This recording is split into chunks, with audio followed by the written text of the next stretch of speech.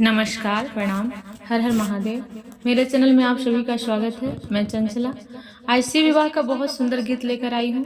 माता पार्वती को उनकी मैया मैना रानी कैसे समझा रही हैं कि हे बेटी, तुम एक राजकुमारी हो और शिव जोगी पर्वत के रहने वाले हैं, कैसे तुम उनके साथ रह पाओगी, मत उनसे ब्याह करो, वहाँ उनके साथ तुम नहीं जंगल में जिंदगी गुजार पाओगी। तो पार्वती माता कैसे अपनी माँ से हट कर रही हैं और कैसे अपनी माँ से क्या कह रही हैं, सुनिए। कैसे माँ को समझा रही हैं और जिद कर रही हैं। बहुत प्यारा गीत है, आपको जरूर पसंद आएगा। प्लीज वीडियो को लाइक कर दीजिएगा। चैनल पर नए होंगे तो चैनल को सब्सक्राइब भी कर लीजिएगा। धन्यवाद। ओ मेरी रंग में भंग मत डालो मेरी माँ